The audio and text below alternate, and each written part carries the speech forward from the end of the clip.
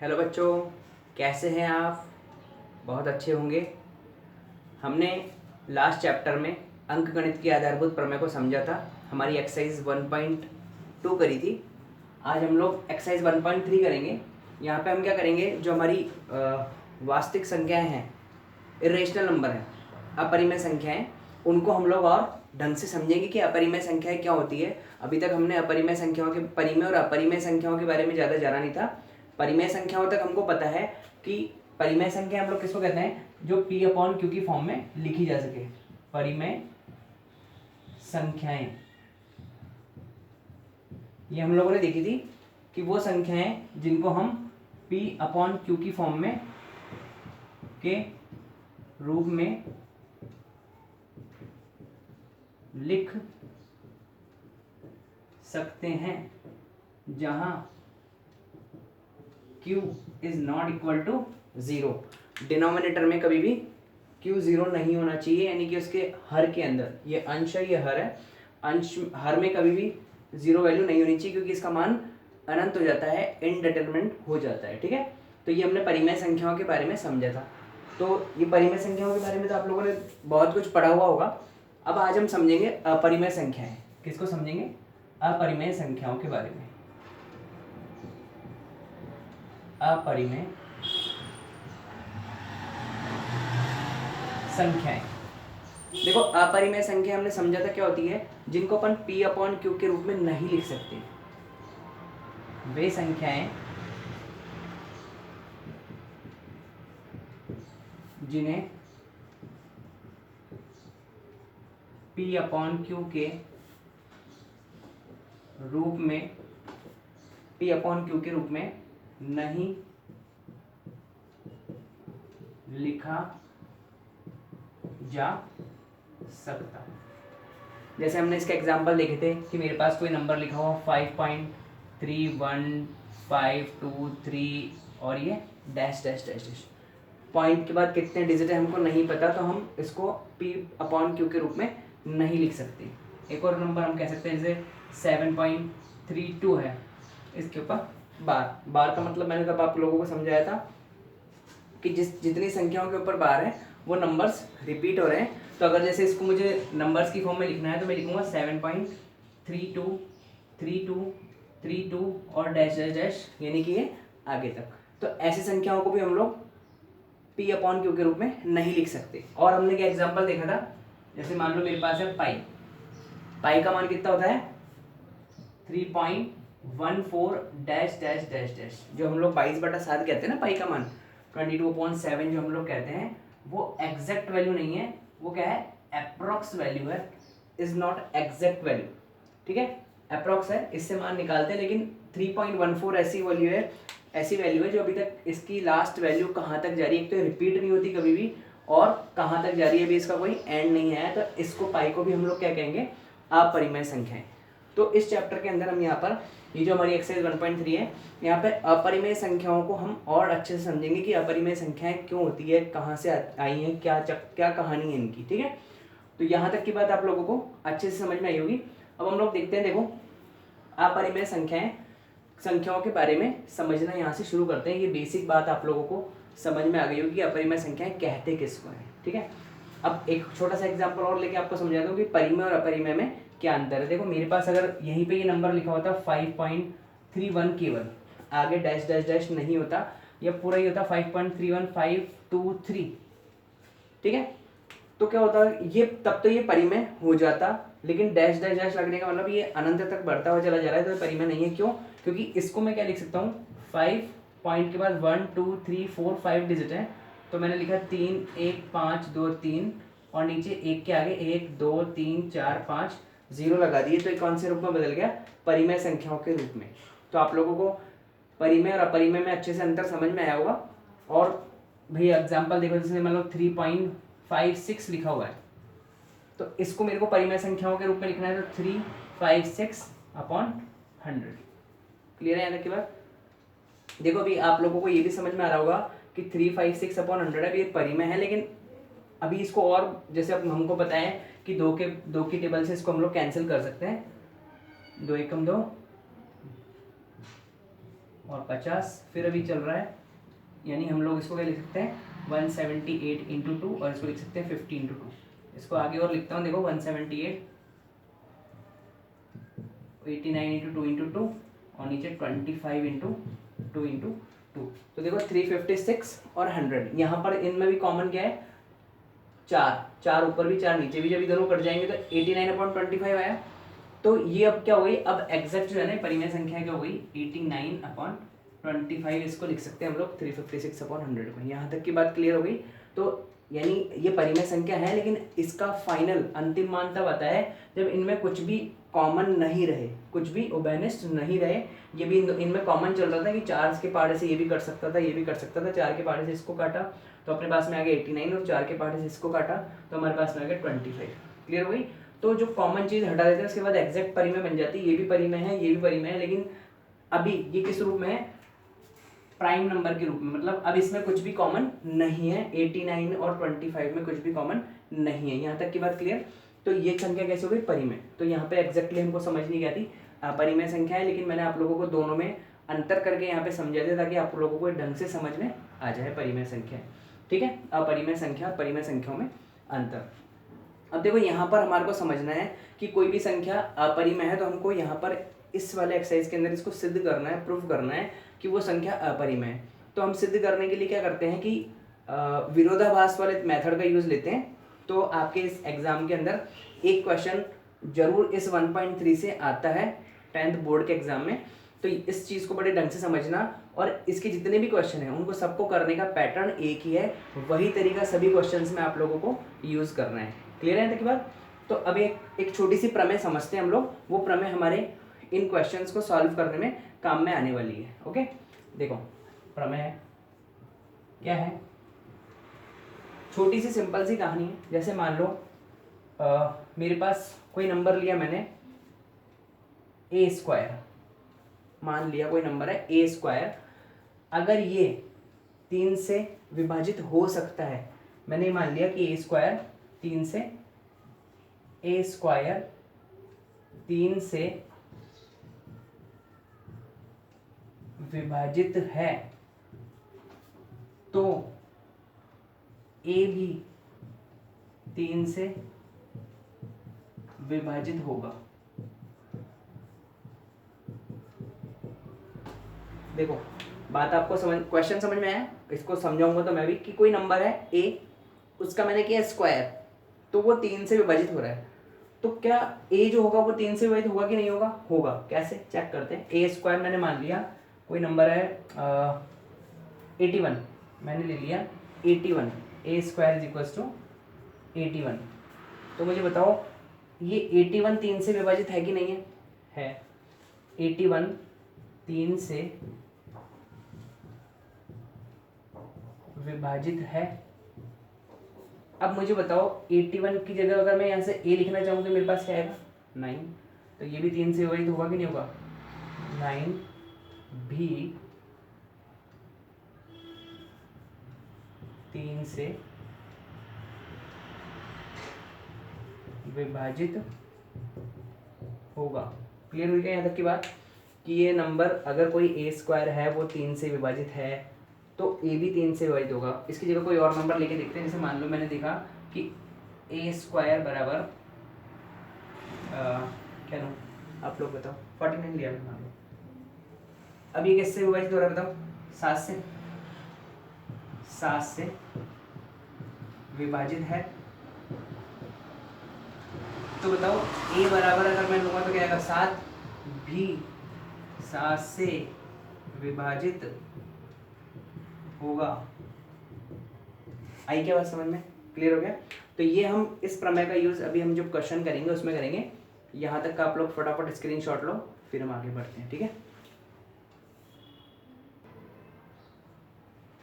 चलो स्क्रीनशॉट ले लिया आपने। अब जो हम लोग क्वेश्चन करेंगे, ये क्वेश्चन में से एक क्वेश्चन 101% से भी ऊपर अगर कुछ होता हो तो वैसे होता नहीं है। अगर हम लोग मैथमेटिक्स पढ़ते हैं तो हम लोग जानते हैं कि 100% से ऊपर कुछ होता नहीं है।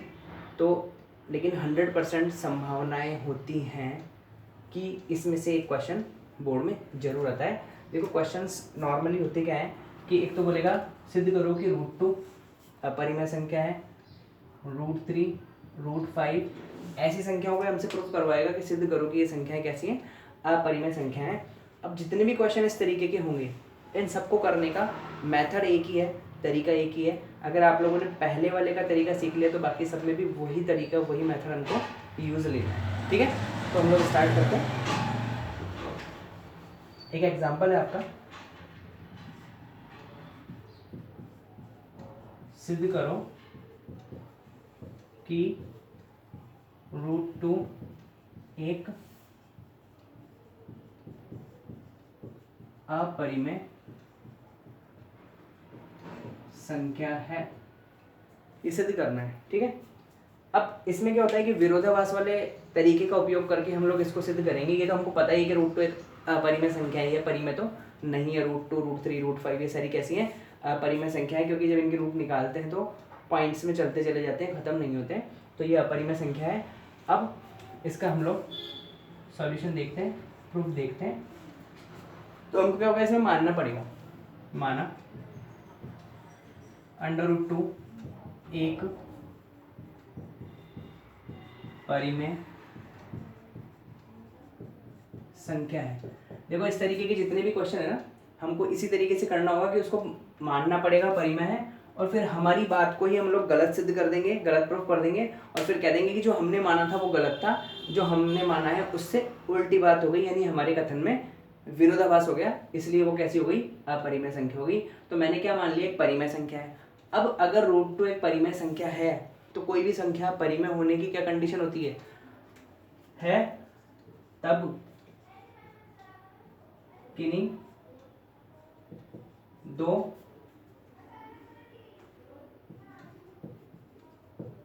संख्याओं R व S के लिए अपन ने मान लिया कि √2 = R/S। जब परिमेय संख्या है तो P/Q की फॉर्म में या R/S की फॉर्म में किसी भी रूप में लिख सकते हैं हम लोग, R/S के रूप में भी लिख सकते हैं, P/Q के इक्वल भी लिख सकते हैं, किसी भी तरीके से लिख सकते हैं, ठीक है। √2 = R/S। अब मैंने मान लिया कि जो ये R और S है, ये संख्याएं कैसी है, इन संख्याओं में मैंने मान लिया कि जब इस तरीके की संख्या रहती है, जैसे भी हमने देखा था एक वो 256/100 था, तो यानी उसमें कुछ कॉमन भी था, अपन ने देखा था लास्ट में वो 89 × 4/25 × 4 आ रहा था, यानी कुछ कॉमन था, 1 के अलावा भी और खुद के अलावा भी कुछ ना कुछ कॉमन है।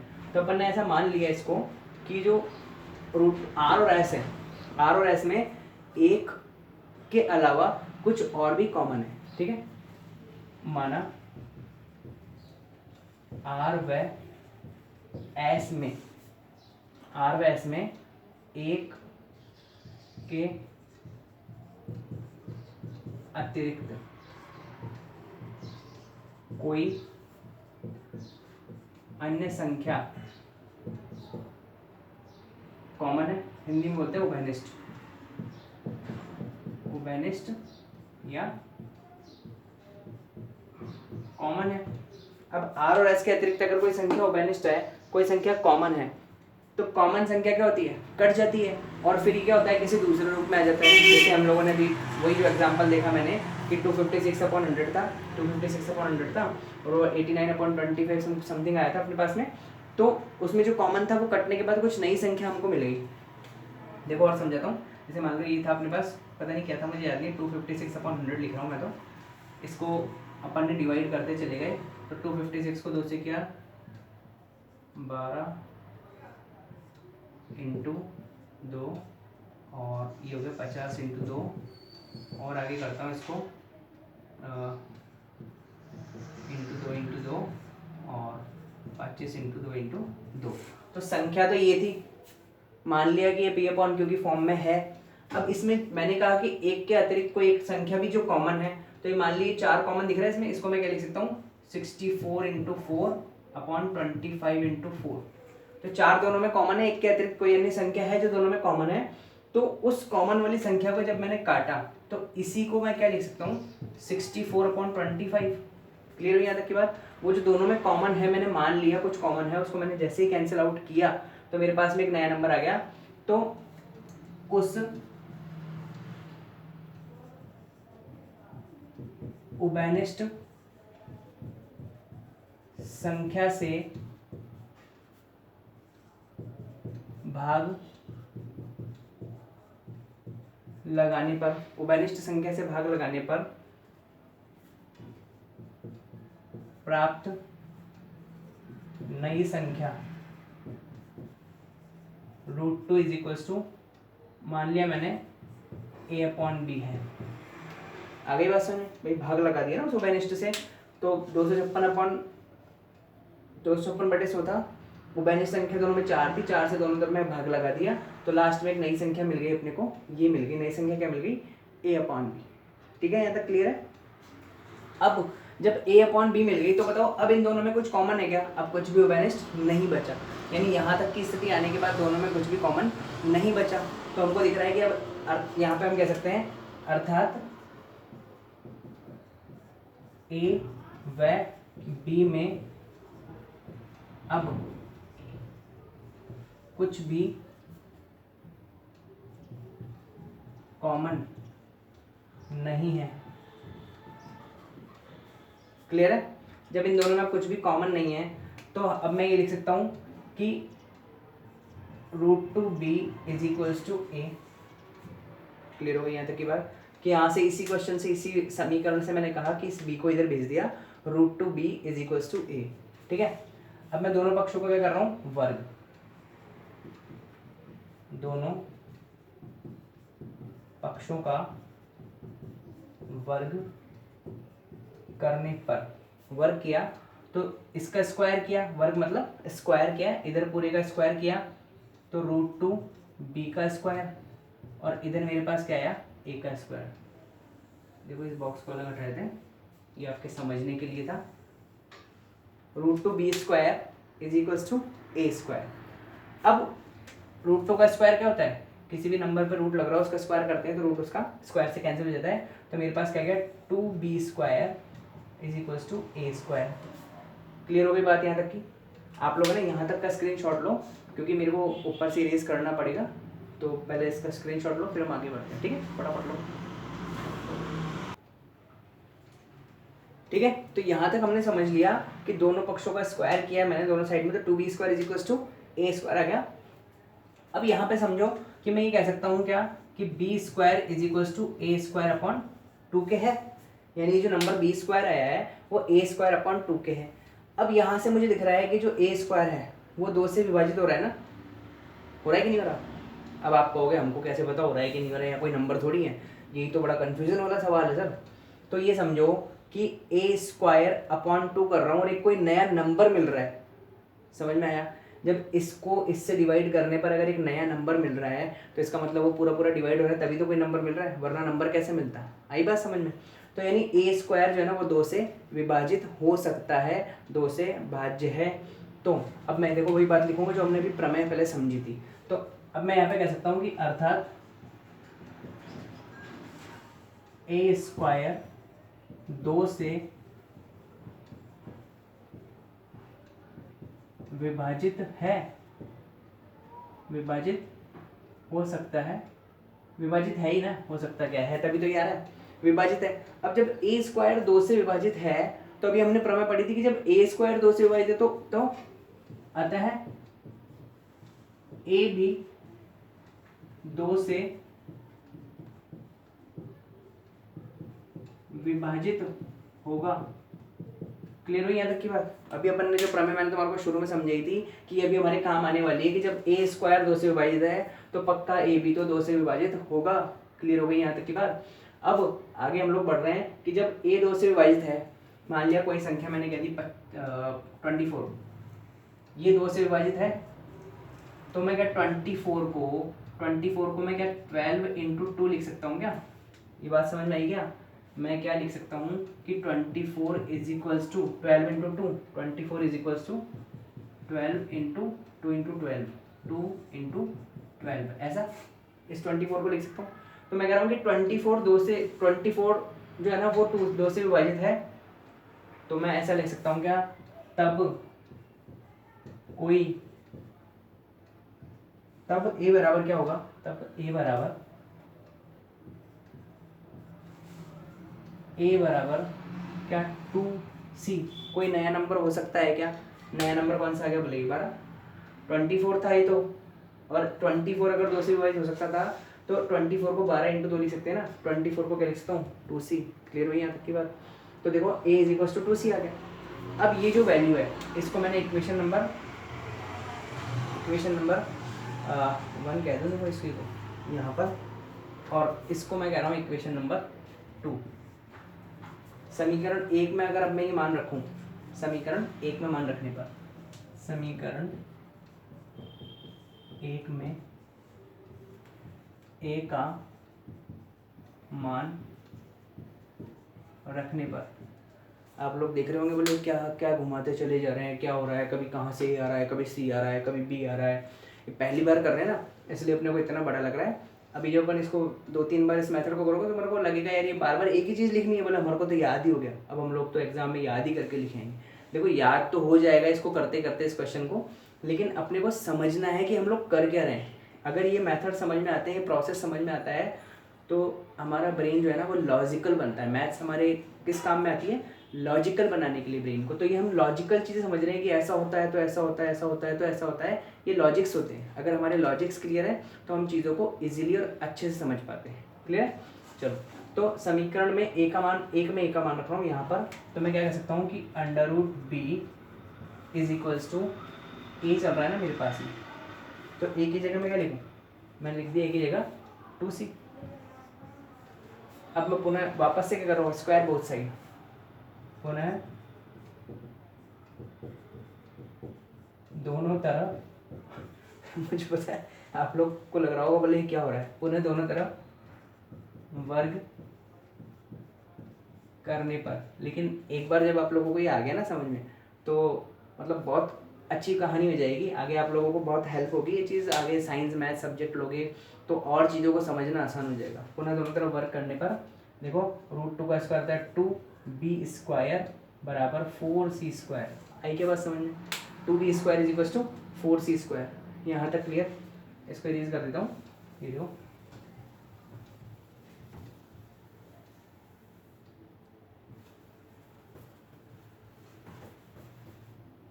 2b² is equal to 4c²।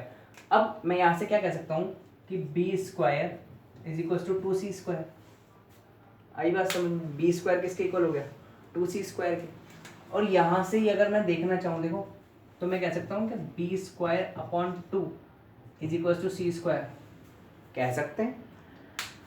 अब यहाँ से क्या दिख रहा है देखो b²/2 यानी b² 2 से विभाजित है, तो एक नई संख्या मिल रही है मुझे c²। जैसे हमारे को वहाँ पर a² 2 से विभाजित होने पर b² के बराबर आ रहा था, तो इससे पता लग रहा था कि a² 2 से विभाजित है। अब मैं यहाँ से क्या कह सकता हूँ कि b² भी 2 से विभाजित है, तो b भी 2 से विभाजित होगा।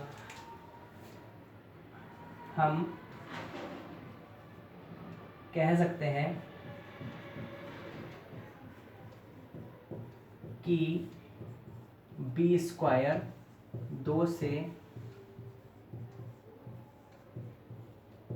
विभाजित है, b² 2 से विभाजित है, अतः b भी 2 से विभाजित होगा। 100% होगा, क्योंकि हमने वो प्रमेय पढ़ी और यहाँ पे दिख भी रहा है जब b² 2 से विभाजित है तो b भी होगा। और जबकि अपन ने पहले क्या कहा था, याद है आप लोगों को, कि r/s माना था, उसमें जो कॉमन था वो हमने काट दिया था। तो अब हमारे पास जो a/b आया था ना, उसमें कुछ भी उभयनिष्ठ नहीं था। जबकि यहाँ पे क्या दिख रहा है, अभी हम पहले कह चुके कि a भी 2 से विभाजित है और b भी 2 से विभाजित है। हमने देखा कि a व b दोनों, हमने देखा कि a और b दोनों में एक कम से कम एक उभयनिष्ठ संख्या, दोनों में कम से कम एक उभयनिष्ठ संख्या दो विद्यमान है, दिख रहा है दोनों में कम, दो तो है ही है ना, दो दोनों में कॉमन है, ए के लिए ए में भी, ए भी 2 से विभाजित है और बी भी 2 से विभाजित है, जबकि हमने क्या माना था कि ए और बी में कुछ भी कॉमन नहीं है। तो ये दोनों बातें क्या बता रही है कि जो हमने मान के चले हैं वो बात गलत है। विद्यमान है जो कि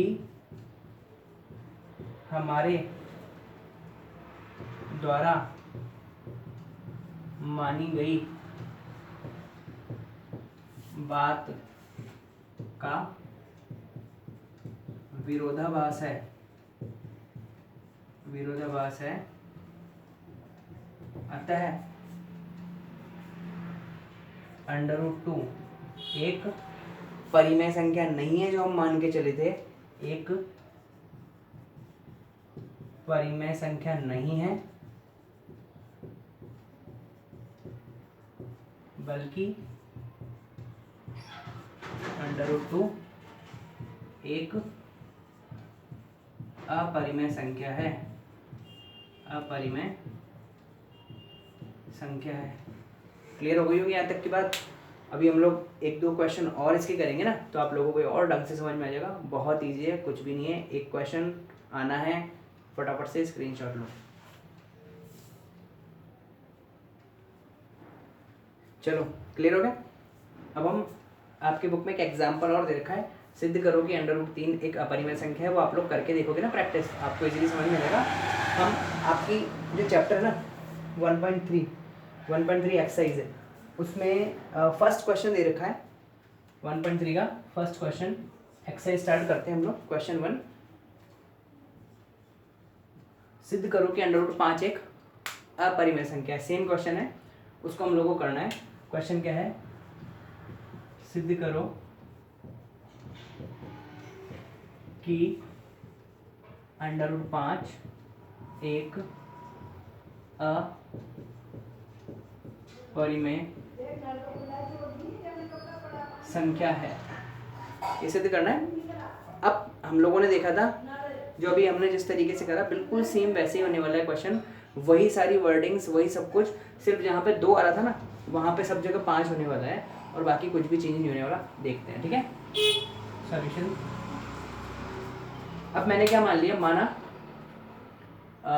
√5 एक परिमेय संख्या है, माना √5 एक परिमेय संख्या है। अपन ने मान लिया। देखो, कुछ मेरे को शायद ऐसा पता है कि जब हम बच्चों को ऑफलाइन क्लासेस में पढ़ाते हैं ना, तो अब जैसे √5 का मान निकालना, √3 का मान निकालना, और भी बहुत सारी कोई संख्या √2 में, तो बच्चों को कईयों को रूट निकालने शायद नहीं आते हैं। तो आप लोग प्रैक्टिस करो, घर पे समझो, किसी टीचर के पास स्कूल में जो है ना, वहाँ पे करके और इन सब चीज़ों को निकालना सीखोगे तो इतना कोई टफ नहीं, इजीली समझ में आ जाएगा, ठीक है। तो इनके मान निकालने भी आने चाहिए, आगे कंपटीशन एग्जाम में भी काम में आते हैं। और अगर आप लोग प्रॉपर साइंस मैथ सब्जेक्ट ही लोगे तो आगे भी सब चीज़ें काम आने वाली है। अगर अभी आप लोगों ने इस पर ध्यान नहीं दिया तो फिर क्या होगा कि बाद में समझ में कुछ भी नहीं आएगा आप लोगों को, ठीक है। तो मैं भी तो यहाँ पर ये डायरेक्ट ही समझा रहे हैं, फिर आप लोग जैसे भी होगा उसको समझना। नहीं भी कहीं समझ में आता है, आप लोग कमेंट बॉक्स में मुझे बता देना। अपन लोग इन सब चीज़ों के लिए जो बेसिक चीज़ें होती है ना, बटे वाले सवालों को हल कैसे करते हैं, रूट का मान कैसे निकालते हैं, एलसीएम एचसीएफ कैसे फाइंड करते हैं, वो सब चीज़ों के लिए एक एक्स्ट्रा क्लास लगा लेंगे, ठीक है। चलो यहाँ पर इसको करते हैं। सिद्ध करना, माना √5 एक परिमेय संख्या है, तब किसी संख्या P व Q के लिए, पहले अपन ने R और S माना था ना, अब क्यों अपन P और Q मान लेते हैं, जरूरी नहीं हम लोग बुक के हिसाब से करें, हम अपने हिसाब से मान सकते हैं। P व Q के लिए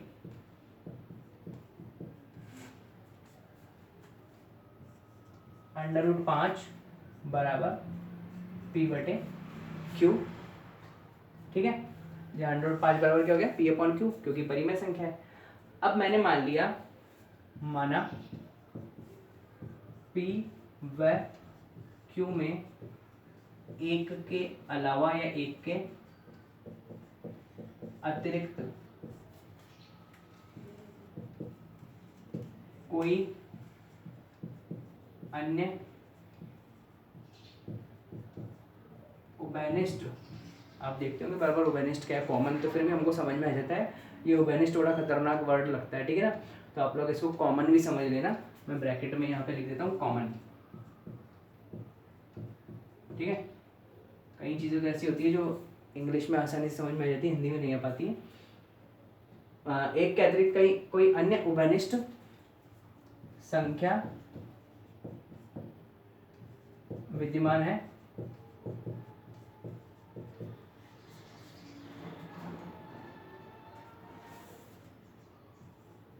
इनमें उभयनिष्ठ संख्या का भाग लगाने पर, उभयनिष्ठ संख्या का जब भाग लगा देंगे तो हमारे को क्या मिल जाएगा, √5 बराबर p/q हट गया, कोई नई संख्या आ गई a/b। जैसा कि हमने उसमें देखा था कि कॉमन चीज़ जो उभयनिष्ठ दोनों में हटा देने पर एक नई संख्या हमारे को मिल रही है, नई संख्या क्या मिल गई a पॉइंट। तब क्या हुआ, हम लोग क्या कर सकते हैं, √5b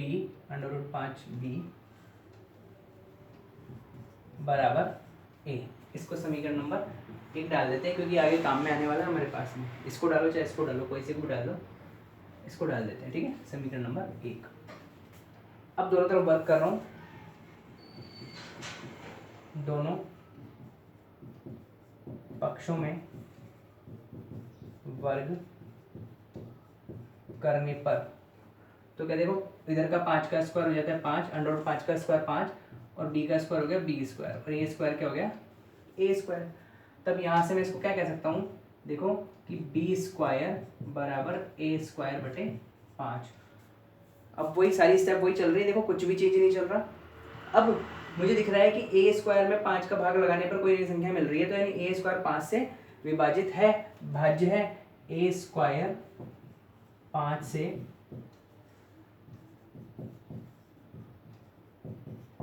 विभाजित है। इससे अपने को दिख रहा है कि a स्क्वायर 5 से विभाजित है, अतः a स्क्वायर 5 से विभाजित है,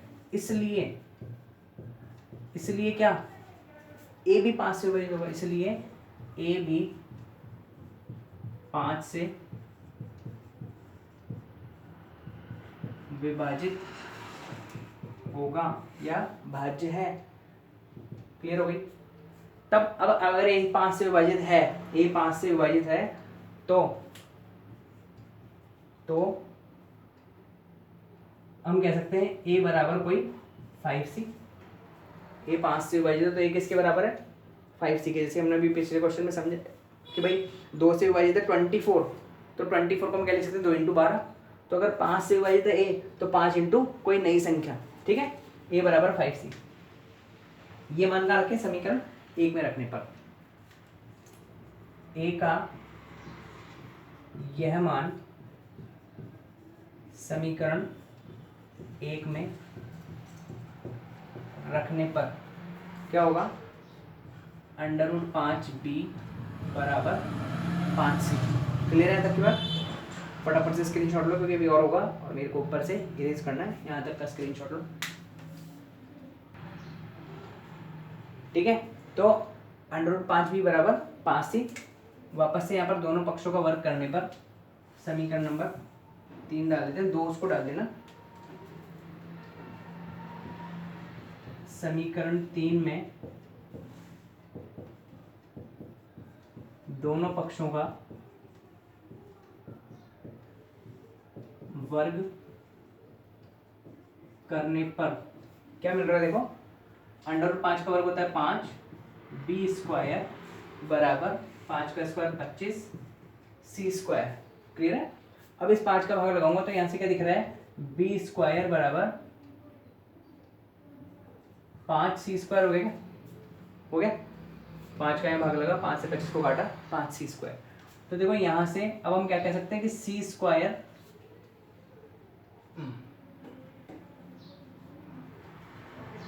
b स्क्वायर बटे 5 बराबर c स्क्वायर। क्लियर है। कई बच्चों को पता है, ये भी कंफ्यूजन हो जाता है, मैंने देखा है कि अगर मैंने इसको c स्क्वायर को यहाँ रख दिया और b स्क्वायर बटे 5 को यहाँ लिख दिया तो बोलेंगे ये कैसे हो गया, जबकि है तो वही। ठीक है, आप लोगों को तो आता है समझ में, है ना।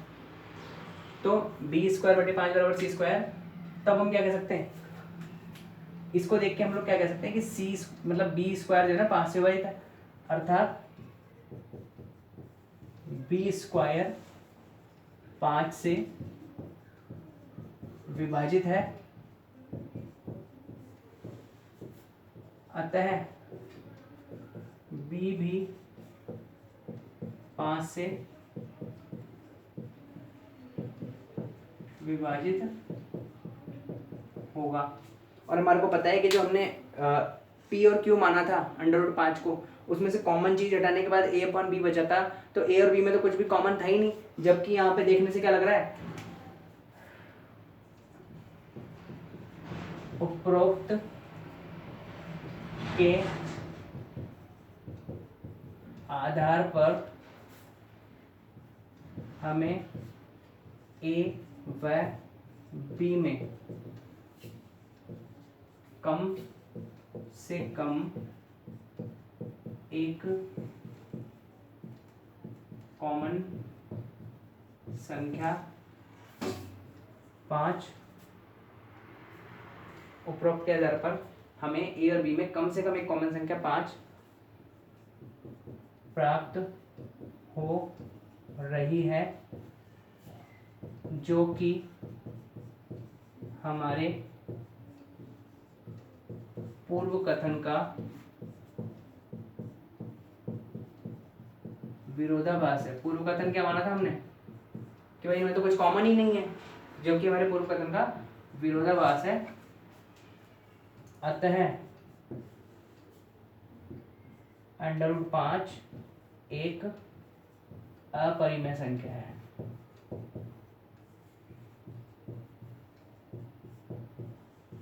क्लियर हो गई यहाँ तक की बात? सेम लाइन है, सेम सब कुछ, सिर्फ चेंज क्या हुआ, वहाँ 5 की जगह वहाँ 2 था, यहाँ पर 5 है। फटाफट से स्क्रीनशॉट लो, नेक्स्ट क्वेश्चन बढ़ते हैं। ठीक है, देखो सेकंड क्वेश्चन करते हैं। ये कह रहा है 3 +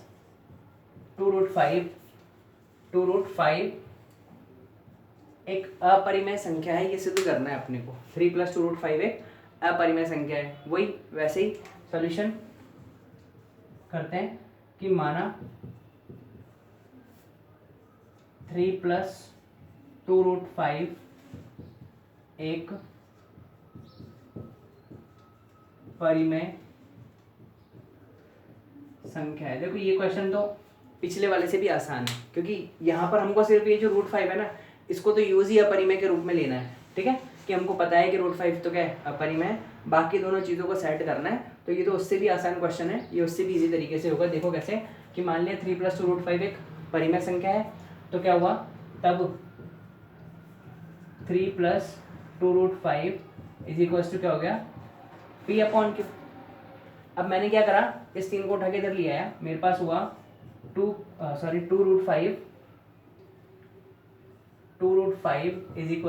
P/Q -3 हो गया क्या, ये 3 उठ के इधर आया तो क्लियर है। तो मैं ये लिख सकता हूँ कि 2√5 इसका एलसीएम लिया Q, तो क्या P -3Q। अब बताओ, एक नंबर लिखा है मेरे पास 5/3 या 5/7, ये कैसी संख्या है, परिमेय। अब मान लो मैंने 5/7 -1 किया या +1 किया, तो 5 + 7/7 ही लघुत्तम लेके सॉल्व किया, तो 12/7 आएगा। तो ये परिमेय होगी नहीं संख्या, ये भी परिमेय हुई ना, ये परिमेय, इसमें कुछ भी जोड़ाया घटाया तभी परिमेय संख्या प्राप्त हुई। P/Q परिमेय थी, ये संख्या मिली हमको, ये भी कैसे मिली, परिमेय। अब मैं कह सकता हूँ कि √5 = P - 3Q बटे Q, तो यही उस 2 को भी नीचे लिया है। देखो वहाँ पे 2 काय में था, गुणा में, यहाँ पे आके क्या हो गया, भाग में 2Q। तो ये पूरी की पूरी परिमेय संख्या होगी नहीं हुई। तो ये मैं ये कह सकता हूँ कि √5 बराबर, इसको मैंने कह दिया A/B, जहाँ A/B बराबर P - 3Q/2Q एक परिमेय संख्या प्राप्त हो गई। यानी ये जो अंडर रूट 5 है किसके बराबर है, पी अपॉन क्यू, ए अपॉन बी के। जबकि हम क्या जानते हैं,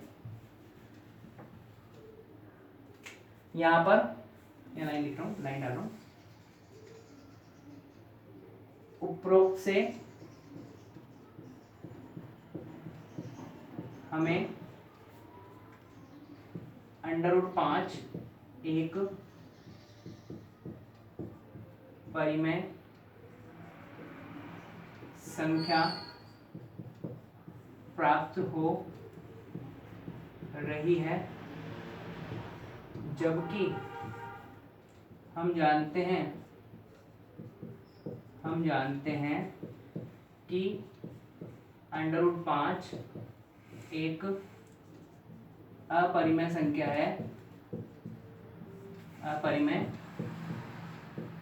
संख्या है। अतः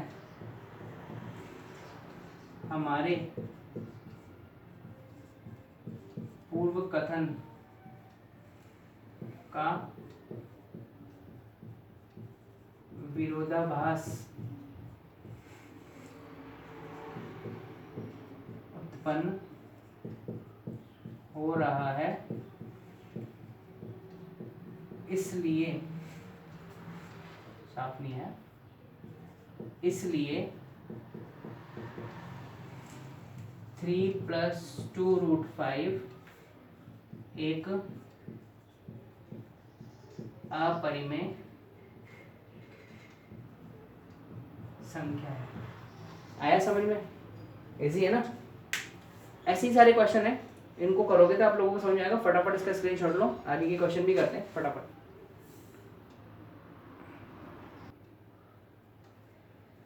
चलो थर्ड क्वेश्चन देखते हैं। देखो मैंने थर्ड वाले के तीनों पार्ट उतार दिए ताकि वीडियो ज़्यादा लंबा ना हो, ठीक है, एक ही बार में सब कुछ आपको समझ में आ जाएगा। देखो यहाँ पर अपन ने मान लिया कि 1/√2 क्या है, परिमेय संख्या है, परिमेय ए अपॉन बी के बराबर मान ली। तो यहाँ से देखो मैंने इसको रेसिप्रोकल यानी कि उल्टा कर दिया, तो देखो यहाँ से √2 किसके बराबर हो जाएगा, बी अपॉन ए के। समझ में आ गया? अब जबकि हम जानते हैं यहाँ पे √2 क्या हो रही है, परिमेय संख्या प्राप्त हो रही है, यहाँ √2 एक परिमेय संख्या प्राप्त हो रही है, जबकि हम क्या जानते हैं, अंडर रूट 2 क्या है, एक अपरिमेय संख्या है। जबकि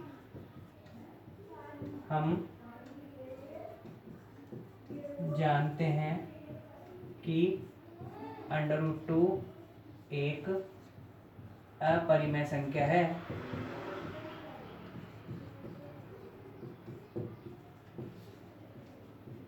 जो कि इससे हमारे कथन में परिमेय संख्या है, इससे हमारे पूर्व कथन, क्या था पूर्व कथन, कि 1/√2 एक परिमेय संख्या है, पूर्व कथन का विरोधाभास उत्पन्न हो रहा है। अतः 1/√2 एक अपरिमेय संख्या है। क्लियर हुई? इसमें देखो वही यहाँ से मैंने क्या किया, √5 बराबर p/7q, इसको भी कुछ भी लिख दिया, √5 बराबर p/m मान लिया। तो ये भी कैसी हो गई, परिमेय दिख रही है, जबकि √5 क्या है, जबकि √5 एक अपरिमेय संख्या है।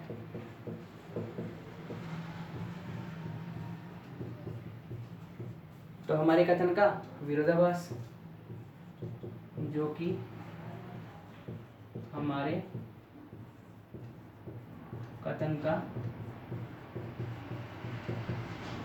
विरोधाभास है, इसलिए क्या, इसलिए 7/5 एक अपरिमेय संख्या है।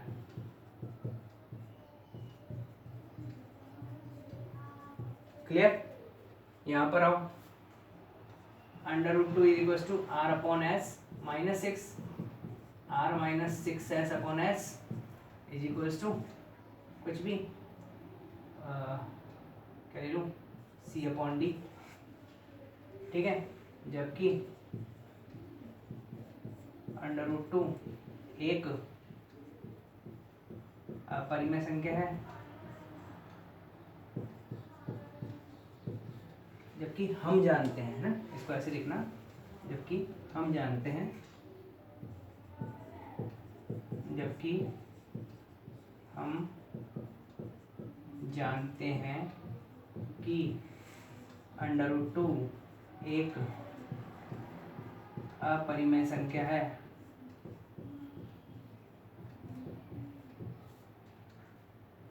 अतः हमारे कथन का क्या हो रहा है, विरोधाभास, विरोधाभास है, इसलिए 6 + √2